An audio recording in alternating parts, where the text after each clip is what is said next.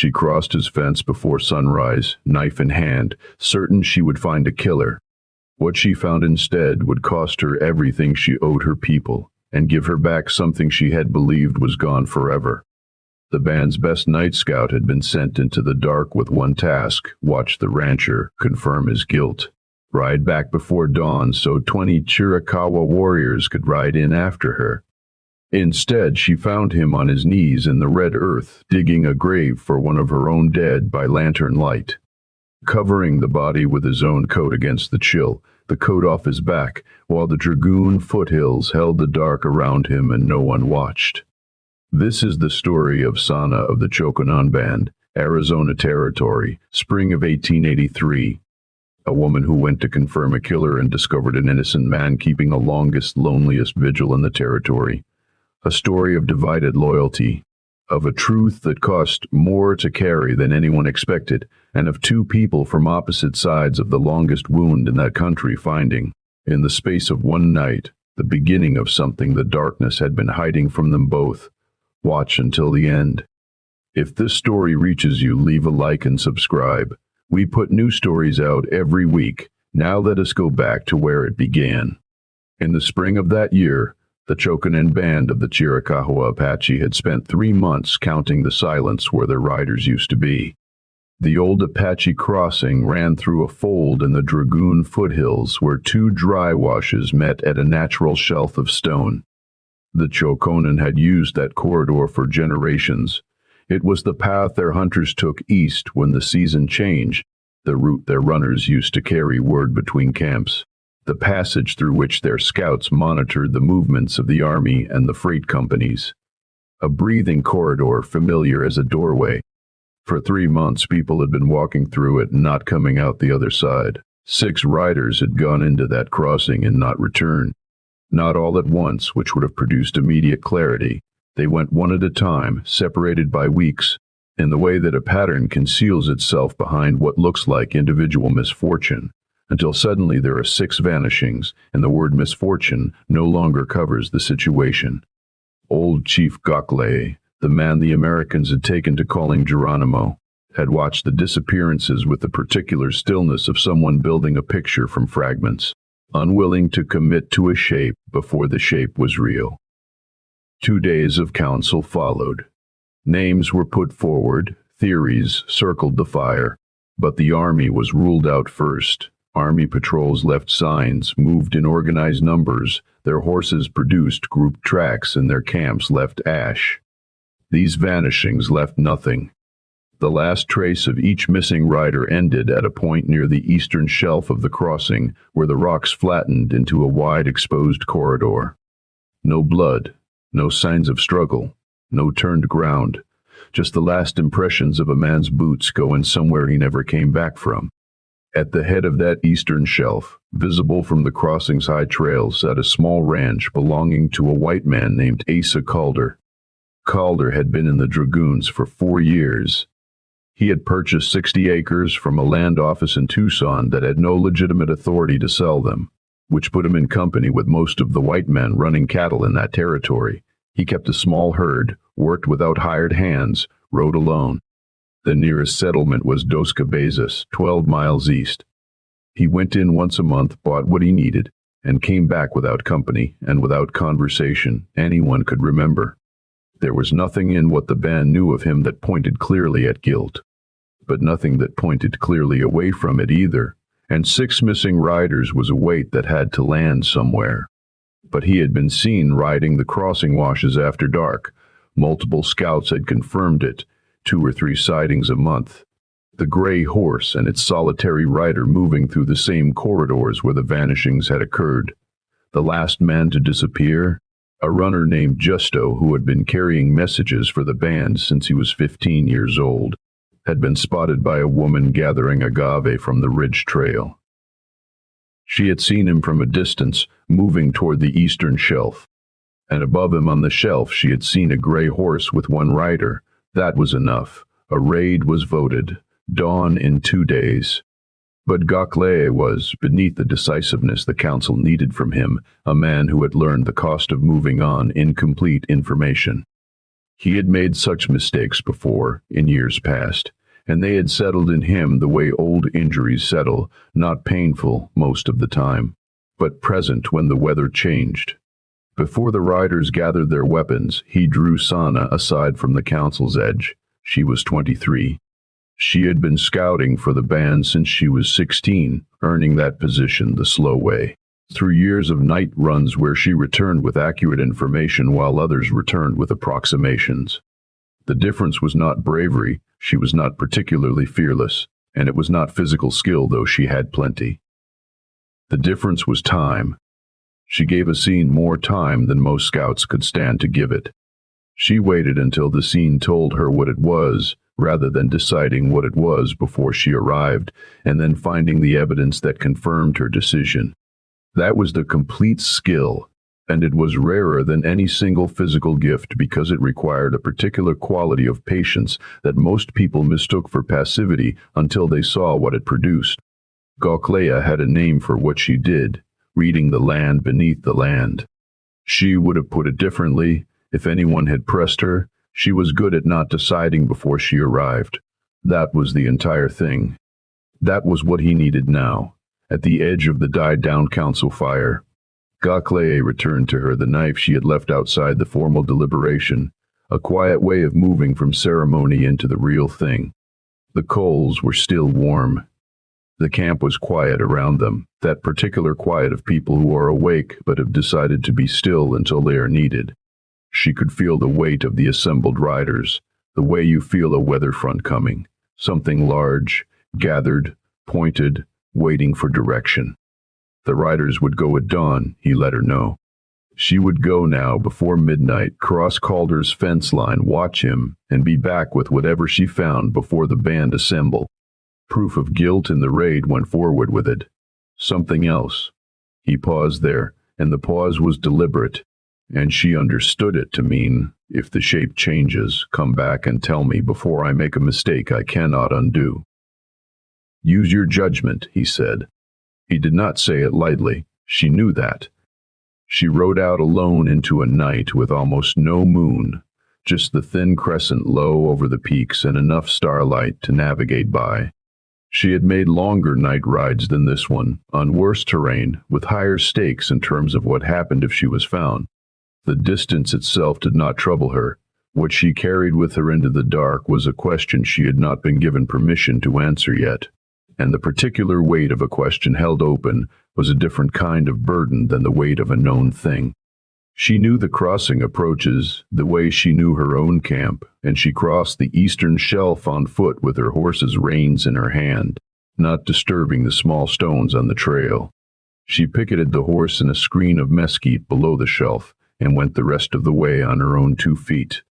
She expected guards. She expected dogs at minimum. Some outer evidence of a man with something to protect. What she found was a ranch that looked exactly like what it claimed to be. A small herd in a pasture with fencing that needed work along its south run.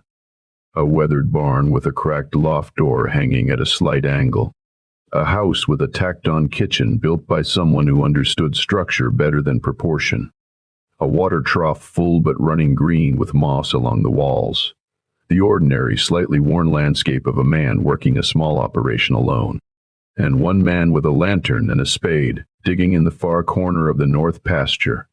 She went still the moment she saw the light. She worked her way along the fence line toward it, moving without sound through the low grass, until she was close enough to make out what he was doing. Then she stopped and stayed there. The body beside the open grave was wrapped in a trade blanket, but the feet showed below the hem. On the left foot was a moccasin with a beadwork pattern she recognized without needing a second look, red on black, with a small white diamond at the heel. It was Justo's mother's pattern. She stitched that heel mark on every pair she made. There was not another woman in the band who used it. Justo, 28 years old, missing for 3 weeks. Lying here in the far corner of this north pasture, being buried with care by a white rancher at midnight by lantern light. Her hand was on her knife before she finished understanding what she was seeing. Then she looked more carefully at the man doing the digging. He worked slowly, no urgency, no furtive quality, none of the compressed movement of someone who wanted to finish and not be seen. He paused at regular intervals, resting his forearms on the handle of the spade. And in those pauses he looked down at the wrapped figure with an expression she could read even by the low lantern light. Heavy, sorrowful. The expression of a person attending to something that mattered even though it cost him to be there. When he placed the lantern on a flat stone, he turned the light toward the grave rather than away from it. That small detail landed in her like something with weight. A man hiding evidence lit the grave away from himself and worked in shadow. This man had arranged his light so it fell on the body, as though the dead deserved to be seen, even at midnight, even when there was no one to watch. She stayed at the fence for another hour, circling slowly to observe from different angles. She watched him work. She watched the small ceremony when it was finished. He stood at the head of the mounded earth with his hat in both hands, and spoke privately for a minute or two. Low words aimed at the grave that she could not make out from where she stood. Then he picked up his lantern and his spade and went back to the barn. The act of covering the body with his coat had stayed with her even as she moved. She had been cataloging details all night, the absence of guards, the layout of the fence, the condition of the cattle in the north pasture, the height of the grass, the way the barn door hung slightly off true from a hinge that needed replacing. All of it had been filed in the professional part of her mind, the part that treated every element of a scene as evidence of something. But the coat kept surfacing above the rest of the catalogue. A man digging a grave in the Dragoon foothills at midnight was not alone. An unusual sight in that country. A man covering the body with his coat against the night air before he started digging, that was something else. That was a habit of care so deep it operated without thought, extended to a stranger who could not feel it and could not remember it, with no witness and no reward, the kind of thing a person did not do for someone they had killed, and the kind of thing they could not manufacture for an audience because there had been no audience there to see it. She followed him. At the barn door she stopped and listened through the old cedar. Inside, the setting down of the spade, the drag of a stool across a dirt floor, then quiet. Then, after a few minutes, slow and careful, the sound of pages turning. She worked around to a gap in the siding where two boards had separated with age, looked through, and found him sitting at a rough workbench with the lantern beside him and an oilskin-wrapped bundle open in front of him. A leather ledger, hand-stitched. A hand-drawn map unfolded beside it. He was writing in careful, measured script, stopping between entries to study the map. The map was of the crossing, the eastern shelf, the washes on both sides, and across it, marked with small crosses, was a series of points that raised the hair on her arms. Grave marks. She tried to count them from her angle and could not get an accurate number, but there were clearly more than 6. More than the number of Chokonen riders the band had lost. She stayed at that gap for a long time. The script he was writing was small but clearly formed, the handwriting of someone who cared about being readable later. She watched him finish an entry, set down his pen, consult the map, move his finger along a particular wash line, make a small notation beside one of the crosses. Whatever he was building in that ledger, he was building it with precision, the way a man builds something he expects to hand to someone eventually, someone who will need to use it. The story she had ridden 60 miles to confirm was that Asa Calder was killing Chokonen riders and burying them on his land, and he was burying them. That much was true. But a man who had killed them would not be keeping a careful ledger of their locations, and a ledger of that kind was not built for concealment. It was built for disclosure. He was building a case against someone. She needed to know who. She circled the barn and came around to the far side where a second door stood slightly open for air circulation. She pressed herself into the shadow beside it and listened. He was talking to himself, in the manner of a man who had lived alone long enough that the distinction between thinking and speaking had loosened. The words came fragmentary through the door. A name, Bose. A reference to the North Wash. Something about a freight schedule. And then a phrase that stopped her entirely. Tuesday next. They move on Tuesdays. He doused the lantern shortly after and went inside the house. She retreated to where her horse was waiting and sat in the dark with the mesquite overhead. The crescent moon had moved in the time she had been watching, tracking its slow arc toward the western peaks, measuring the hours left before camp stirred and the riders assembled. She took apart what she had seen.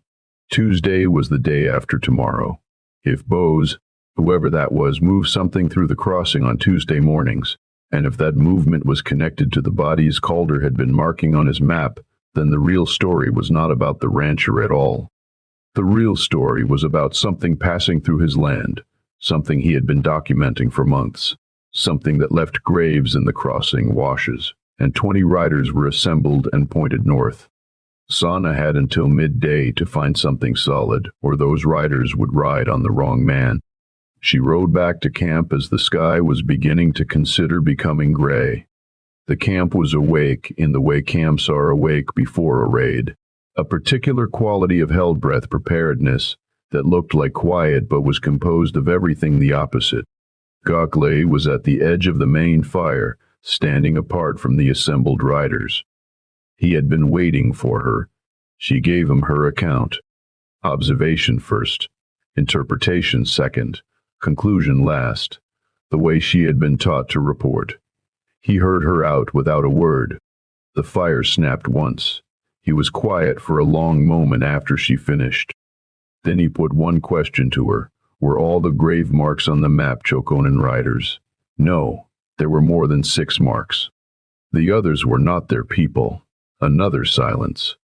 He looked east toward where the horizon was beginning to separate itself from the sky. His decision, when it came, was delivered without drama. Go back, find out what Bose was, find out what Tuesday meant. The riders would hold until midday. If she returned with something concrete, they would act on it. Midday was the boundary. If she could not find what she needed in that time, the raid went regardless. She was already moving. She rode back to the Calder ranch with the dawn still holding. She went in from the north this time, approaching through the pasture side, and was in the process of tying off her horse in the tree screen when she heard the wagons. 2 sets of wheels coming up the eastern track at the pace of something expected, something routine. Heavy loaded from the sound. 4 riders flanking them with the deliberate stillness of armed men. And a 5th man at the front. Tsana dropped into the tall grass along the pasture fence and stayed there while the wagons entered the yard. The 5th man was heavy-set, in a gray vest and an expensive hat that had seen better years. He rode with the ease of someone accustomed to authority, or to performing it, and out here the distinction had often stopped mattering before it could be tested. He stopped his horse in the center of the yard and looked at the house with the patience of a man who had done this before and expected no difficulty. Calder. A pause. Then the house door opened and the rancher came out. No gun. That was the first thing Tsana registered. Calder came out to face 5 armed men and 2 loaded wagons with no iron on his hip, and the absence of the weapon was not an oversight. It was a statement. A man who drew against those odds was ending the conversation. Calder had not come out to end anything. The heavy-set man, Bose, surveyed the yard with a proprietorial satisfaction. The wagons needed to go into the south pasture for 48 hours. Same arrangement as before. Calder's answer was a single word no. The silence that followed it had weight. One of the armed riders shifted. Bose held up one hand without looking at him and the rider went still. The quiet wore out on Bose's end after a moment. He had a point to make, and he made it without raising his voice. Calder had been quiet about what he knew for 6 months. That quiet had a price, and this was part of it. Calder's answer was that the price had gone up. He had found another body in the North Wash the previous week. A runner, young, killed by someone running with Bose's crew or working the same territory. 3 Apache riders and 2 homesteaders buried on his land since the previous fall. He was finished keeping quiet for anyone. Bose looked at the barn, the pasture, the small structures of the ranch. with the evaluating expression of a man pricing what he might need to replace. He knew Calder had been writing things down. That was not a question, it was a piece of information being delivered to establish that he was not surprised. Calder confirmed it. A dangerous habit for a man living alone, Bose replied. Those papers were not the only copies, Calder said. His voice was quiet and level, the voice of someone who had rehearsed this particular conversation in his head and was now having it for real. Tsana was watching the armed riders. She could track the small adjustments happening in their posture, the collective tensing that preceded a decision. One man's hand moved toward his belt. Another's horse took a sideways step that nobody had requested. She had not planned what she did next. It came from a calculation made faster than thinking, a reading of what was about to happen in that yard, and what the consequences would be if she let it. She stood up. She rose from the tall grass at the pasture fence in a single movement, fully visible, and walked toward the yard at a deliberate pace, not hurried, not hesitant, the walk of someone arriving rather than revealing themselves. Every man in the yard turned toward her. She kept her hands away from the knife at her belt and her face composed, and she crossed the yard until she was standing inside it, between the wagons and the house, where everyone could see her and she could see everyone. Bose stared at her. His expression moved through several calculations at once, fast enough to be visible as weather passing. She let the silence sit for a moment before she started. The rifles in those wagons, she informed him, were from Fort Bowie, taken from the supply depot the previous January. The man responsible for delivering them to Camp Grant had spent 2 weeks in Tucson explaining to the Army that they had been lost to Apache raiders. She let that land. Then, they had not been lost to Apache raiders. The yard was very quiet. One of the armed riders looked at Bose. Another looked at the wagons. The calculations running behind those faces were legible. How many Chiricahua were behind this woman? How close? How fast could this go wrong? And was the morning's arrangement worth the answer? Bose's gaze moved to Calder. The implication was plain, Calder had told her. Calder answered by looking at Bose steadily. She had worked it out herself. Not all of it, Tsana added. The names in the ledger had confirmed the rest.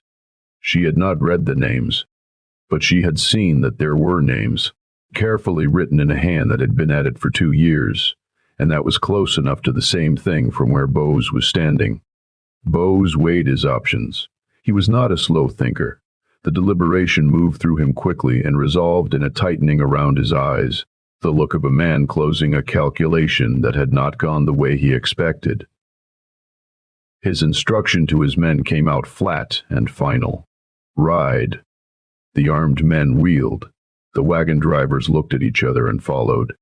Bose held his ground a moment longer, looking between Tsana and Calder with the expression of someone marking a debt. This was not finished, he informed Calder. Calder met his eyes with the same steadiness he had brought to every moment of that conversation. No, he agreed, just finished here. Bose rode after his men. The wagon wheels went back down the eastern track, and the sound of them thinned, and then the morning came back to itself, birdsong, wind, and 2 people standing in a yard full of unresolved things. Calder looked at her, not with suspicion, with the look of someone trying to understand the shape of what had just happened. She told him she had been in the pasture grass for the last 10 minutes. He said he had suspected as much. She told him she had been at the fence since midnight. He absorbed that for a moment, what it meant, that she had watched the whole of the previous night and come back again. Where was the real ledger, she wanted to know. He studied her. Then he went to the barn, and she followed because she needed to see it, and because somewhere in the previous hour the question of whether to trust him had been displaced by the more immediate question of what they were going to do before midday. In the tack room he lifted a section of loose flooring in the corner and brought out the oilskin bundle. Unwrapped on the workbench, it showed her the ledger in full, densely written, careful, 2 years of entries with the map in the back cover, more detailed than she had been able to see through the siding gap, the crossing, and both washes, and all their tributaries. 14 marked graves with locations. 6 were Chokonen riders. She found Justo's name near the bottom of the sixth entry, a date 3 weeks back, a location that matched the North Pasture. The other 8 were not their people. 2 homestead families, 3 freighters who had apparently tried to negotiate with Bose rather than cooperate. A land surveyor, 2 others with only physical descriptions and dates unidentified. She looked up from the ledger. 2 years. He had been keeping this record for 2 years, not to protect himself, not because he expected anyone to ever come, but because the deaths had been happening on his land and someone needed to know they had happened. He was the only witness available, so he had made himself a record. There was a particular quality to being looked at by someone revising everything they assumed about you. He held it without performing under it, and she respected that. The band comes at midday, she told him. 20 riders. He absorbed this. For him? For whoever had killed 6 Chokonen scouts. The band had believed it was him. A pause. Then he said he understood why. She did not have time to be careful about the next part. The wagons were heading east. Bose would regroup and find another route. The ledger would help the army, but only if it reached the right people before Bose's contacts routed it through the local office into a drawer. There was one path faster than Bose's network. If the band presented the ledger in person at Camp Bowie, their own accounting of the missing riders alongside Calder's documentation, the army could not file it locally. It bypassed every intermediary Bose had in his pocket, which meant Calder needed to ride with a Chiricahua delegation to a military post. And it meant Gokhlayeh needed to trust a record prepared by the white rancher he had spent 2 days planning to burn out. Calder was quiet for a moment. His eyes moved over the ledger, then back to her, with the look of a man measuring the actual size of a situation. She told him she had been sent on this mission because her chief trusted her judgment. What she brought back was what he would act on. Calder folded the map back into the ledger and wrapped the oilskin around it. He asked how much time they had. If they left now, they would reach camp before the riders assembled. He went to get his horse. Gokhlayeh received them at the edge of camp with the quality of attention he reserved for things that mattered. He looked at Calder with the face he used when he was reserving judgment, which from him was a form of courtesy, not a neutral position. He looked at Tsana with the face he used when he wanted to hear what she had to say before he formed a view of his own. She gave her account. Calder stood beside her and let her speak, which was itself a form of information. When she was finished, Gokhlayeh took the ledger and opened it. He turned pages slowly. The riders who had gathered at a distance, present but not pressing in, were quiet. When the old chief reached the section with the Chokonen entries, the 6 names with their dates and locations, he stopped. His thumb rested on the page. A hawk turned overhead in the blue air and completed 3 slow circuits before Gokhlayeh looked up. His question to Calder was direct. The graves on the North Pasture, had he marked them himself? Yes. With care? Yes. Gokhlayeh handed the ledger back to Calder. He held it in his own hands for a moment before releasing it, which was its own kind of message. Then he looked east toward where the mountains were sharp and clear in the spring light. The ledger would take weeks through the Army's standard channels, and Bose would have word of any submission before it reached anyone capable of acting on it. The rifles would be moved, the routes changed. The evidence would become a record of something already rearranged. They needed the rifles themselves. Tsana looked at Calder. He had been tracking enough of the exchange to understand its direction. The wagons had gone east. If Bose was holding until Tuesday, there was a place in the Sulphur Springs Valley Calder knew about, a dry waterhole in a cottonwood grove, off the main routes, outside the Army's patrol pattern. He had ridden by it in the winter and seen tracks that did not match legitimate freight. He would lead them there. Gokhlayeh looked at him with the measuring expression he used when assessing not just information but the person carrying it. Then he gave a brief inclination of his head that meant they were going. And they rode through the afternoon toward the Sulphur Springs Valley, 16 riders and 1 rancher, Tsana at the front, Calder a position behind. The country opened up as they descended from the dragoons, rolling grassland cut by dry creek beds. scrub oak going gold and green in the spring light, the mountains behind them sharp and clear. A good country in itself, the kind that had been here before anyone started drawing lines across it and would be here long after. She found herself riding beside Calder at a point where the trail narrowed and compressed the column. They covered ground without speaking, and the silence was not uncomfortable. He asked at some point whether she had believed it herself or come to check. Both, she told him. She had been sent to confirm it. She had come to check. He nodded, which was the response of someone who understood the difference and did not need her to explain further why it mattered. The graves on his map, she said, the precise marking of them, the care in the descriptions. He had not known who they were, he replied. He had thought that if someone came looking, they would need to know where to look. She considered that. He had expected someone to come eventually.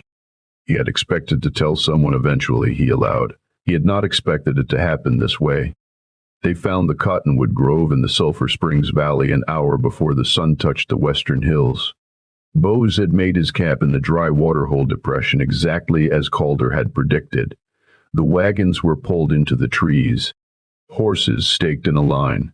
The armed riders sat around a cook fire with the overconfident ease of men who believed themselves invisible. Gokhlayeh arranged his riders along the rim of the depression without a sound, in the way that Chokonen had moved through this country for generations. Tsana went around the eastern side with two others to cover the exit routes. By the time the cook fire had finished producing supper, the depression was surrounded on three sides, and the fourth was a dead end of cottonwood trunks. Gokhlayeh rode down into the hollow in the near dark with Calder beside him and Tsana a length back. He did not call for attention. He simply appeared at the edge of the firelight with the composure of someone who needed no announcement. Bose stood up. He looked at the rim and understood what was there. His response was to invoke federal property. The cargo was federal, he insisted. A flat declaration made with the practiced confidence of a man who had used legal language to defer consequences before. Gokhlayeh looked at him with the patience of a man who had heard many categories of lie in a long life. The army at Tucson would be there before Bose's horses were rested, he replied. Bose was welcome to explain federal cargo to them. Bose looked at Calder. The look had moved past calculation into something rawer. Those papers were not the only copies, Calder said. Quietly, without satisfaction, the same level tone he brought to everything, because they were not. During the 2 hours after the morning confrontation, while Calder had been saddling his horse and the delegation was assembling, Tsana had copied the key entries from the ledger in her own hand. One copy was in her belt pouch. The other had gone with a rider she trusted toward Tucson before they left camp.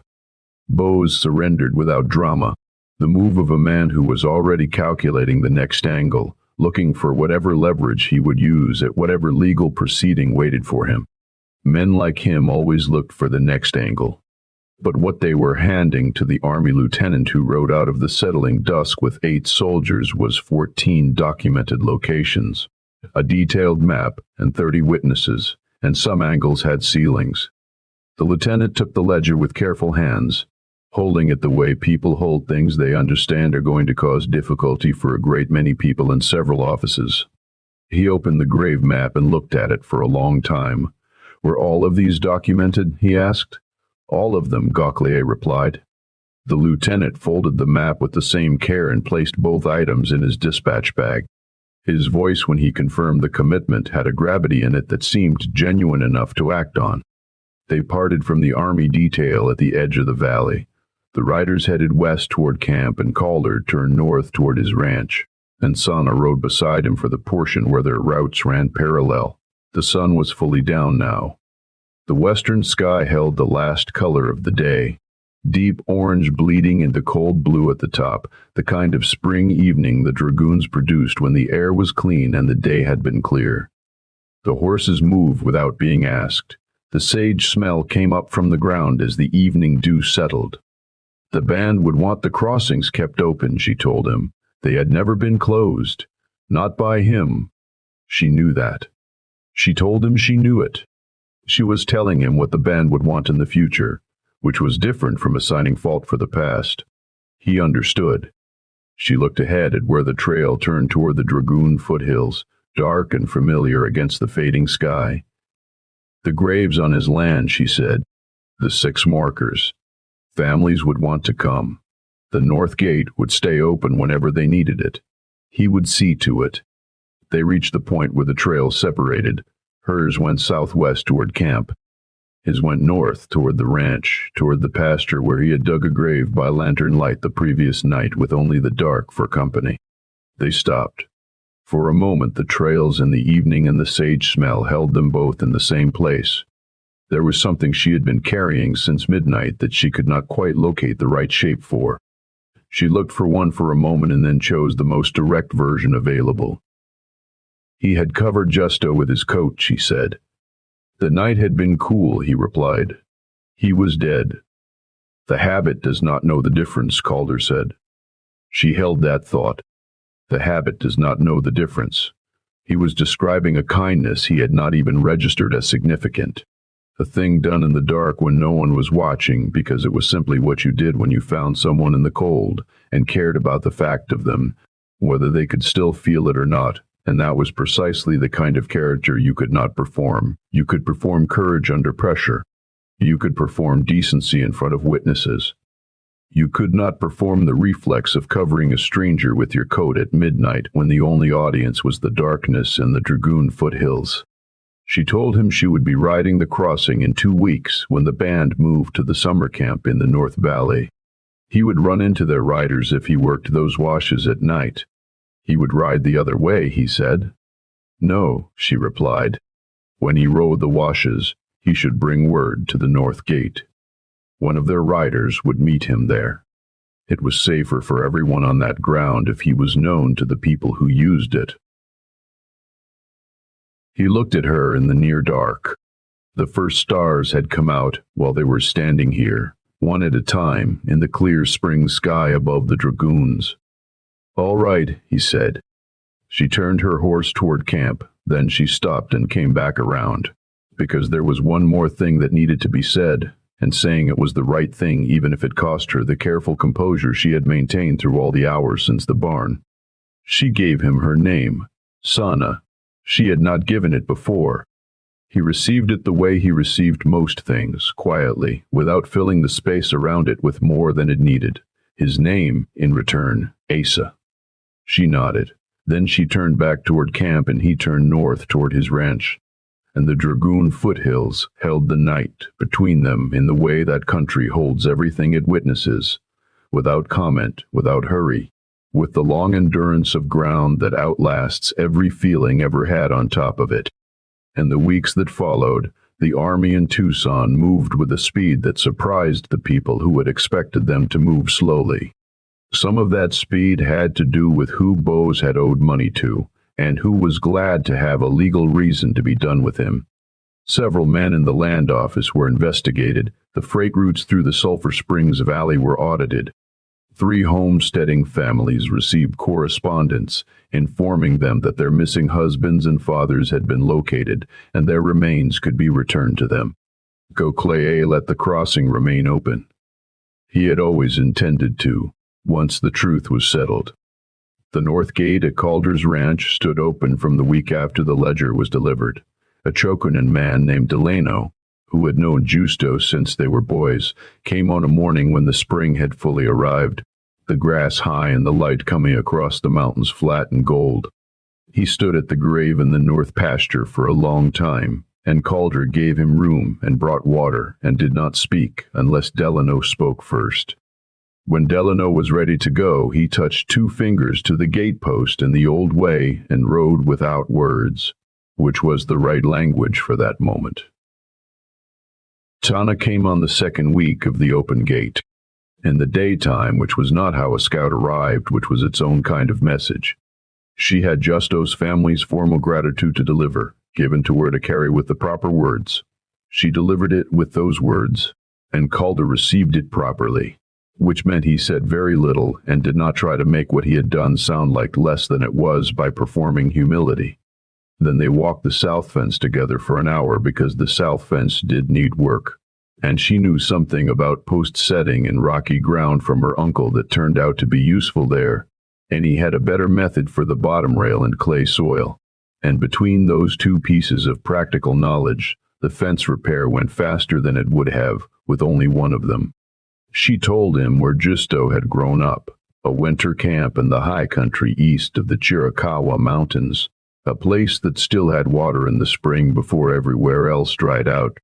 She described what he had been known for among the band, an ability to remember a spoken message, word for word, even after a full day of riding, and a habit of stopping at good vantage points to count distant horses when he should have been making time. She described what his mother had said when she received the location of the grave, not the exact words, because those were not Tsana's to carry, but the shape of it, the particular quality of a grief that had been waiting 3 weeks in the dark and now finally had a place to go.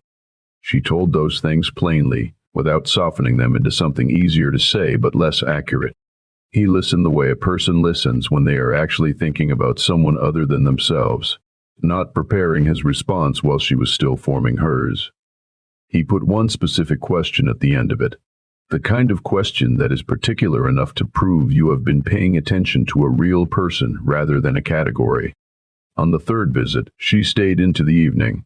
They sat in the barn with the lantern because it was warm there, and they covered the crossing, what it had been before the freight crews came through it, what it could be again. He described the homesteaders on the map, the ones he had tried to warn before Bose's crew reached them. The conversations he had with those families were brief and unreceived, as most warnings are when the person being warned cannot quite bring themselves to believe the threat is as immediate as you are telling them it is. 2 of them had gone to the county sheriff. 1 had written a letter to the territorial office in Tucson. None of those avenues had produced anything except the routing of their names to people already in Bose's pocket. She described the families of the Chokonen riders in return, what they had been carrying for 3 months while the band waited for news that never came, what it meant to finally have a location rather than only the absence of a person. In the Chokonen way, you did not grieve a missing person the same way you grieved a person who was known to be dead. The missing occupied a particular difficult space, not gone, not present, not able to be mourned fully or released. The 6 families had been living in that space for 3 months. The ledger had not brought the riders back, but it had ended the particular suspension of not knowing, and there was a mercy in that even when the news itself was hard. He made coffee in a dented pot that had clearly been in use since before the ranch was built. Strong and slightly bitter, the kind of coffee that was not about being good but about being hot and present and something to hold while difficult things were being discussed.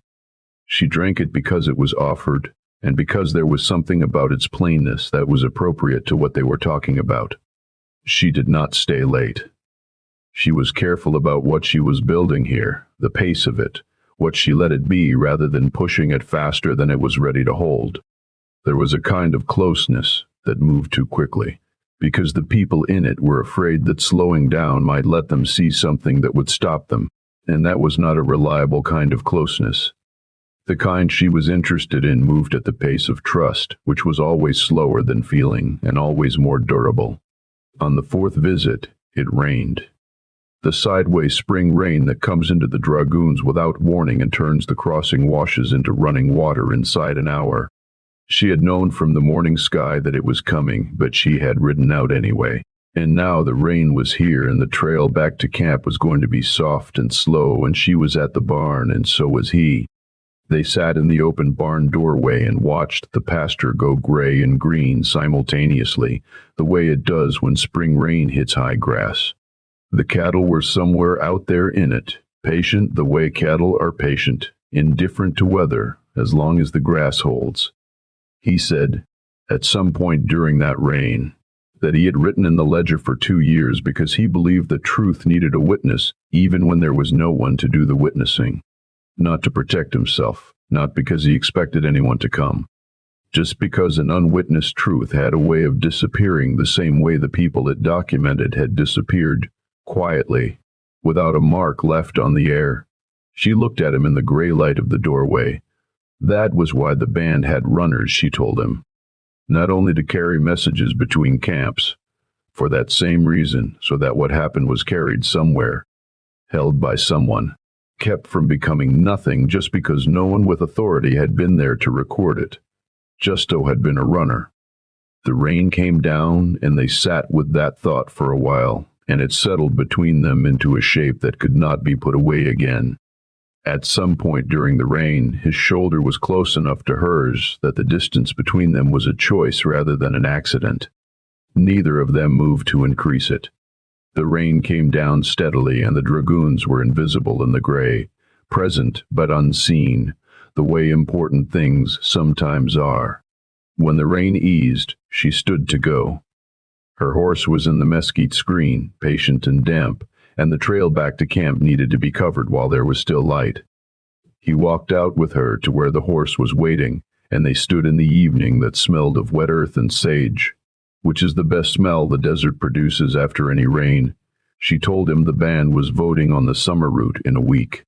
There was a question about whether to use the lower crossing or the upper one, and a person with knowledge of the eastern approach and the current water levels in both washes would have information worth offering. He held her gaze in the near dark with the same steadiness he had brought to every difficult thing in the past weeks. He could ride out to the north gate on Friday, he said, if someone happened to be there. She said nothing. She mounted her horse. Then she looked down at him from the saddle, and the small smile that moved through her face was the kind that comes when something you have been carefully not hoping for turns out to be real after all. Friday, she said. She rode toward the Dragoon foothills, and he stayed in the mesquite screen with the sage smell of the wet evening around him and the stars beginning in the clearing sky. The rain was over. The night was going to be clear. Everything that had been hidden by the weather for the last hour was going to be visible again. It turned out that was all right. In the years that came after, the north gate stayed open. The crossing stayed open. Calder's map became one of the founding documents in a land inquiry that eventually reached the territorial government and resulted in the reassignment of 3 county officials and the voiding of a series of fraudulent land transfers.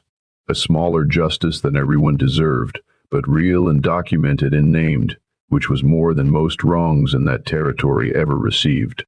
The Army's investigation into the Fort Bowie rifle theft went wide.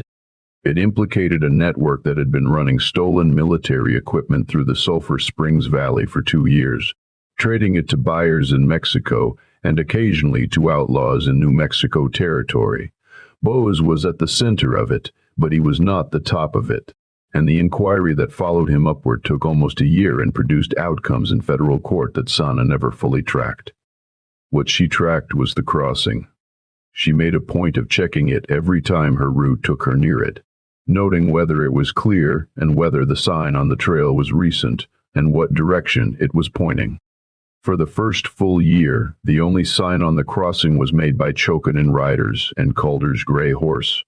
That was enough.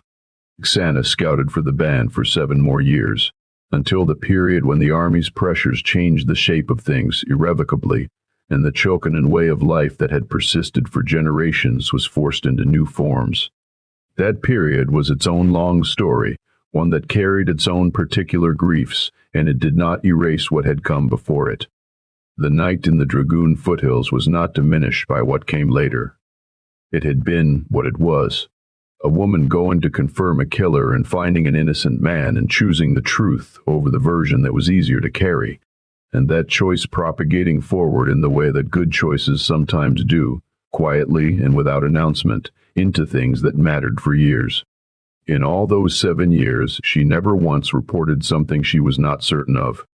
The habit of waiting until you knew, rather than deciding before you arrived, had been fixed in her permanently. It had saved her life more than once. It had saved other lives, too. On a specific night in the Dragoon foothills, when 20 riders were assembled and the truth had still been concealed in the lantern light of a north pasture. On a Friday in late spring, with the dragoons green from the rains and the morning coming gold across the eastern shelf, 2 people met at a north gate that was open. They rode the crossing together for the first time, without weapons, without the shapes that suspicion and accusation had tried to fix between them. They rode it the way it had always been meant to be ridden, as a path through a country that belonged to no one and mattered to everyone. She had brought coffee, he had brought a better pot.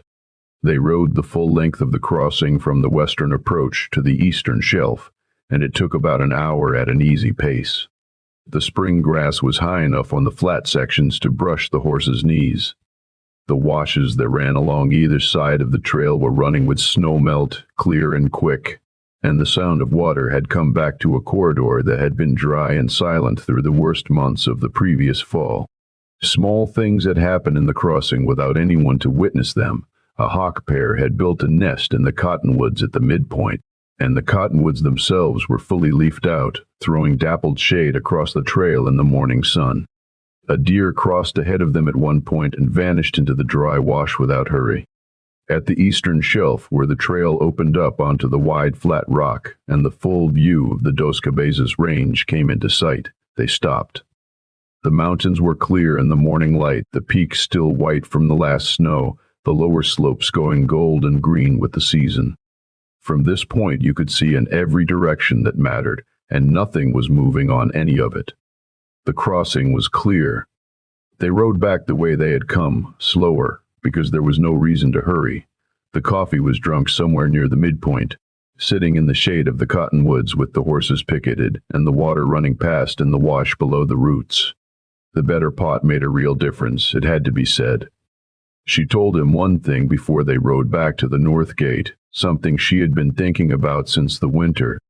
She had been present for many conversations in the past year about what the crossing was and what it should be, and what the future of that piece of ground looked like.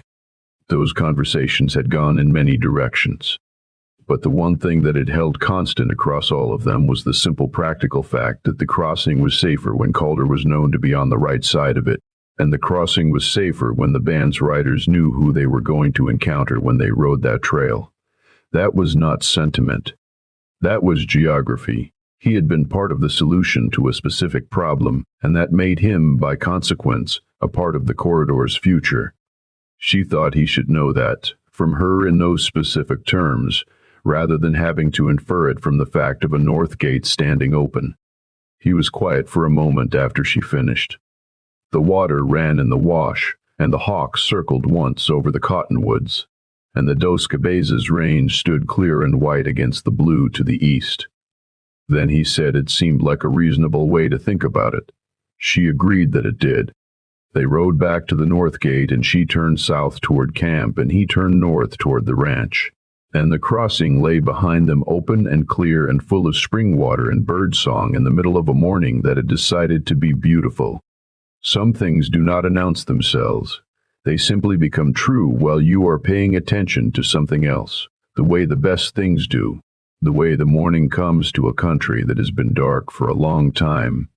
Quietly, without ceremony, just light finding what was always there waiting for it, with the long and patient endurance of ground that knows how to wait for the right season. It was spring. The grass was high. The crossing was open. That was enough to start with the long and patient endurance of ground that knows how to wait for the right season. It was spring. The grass was high.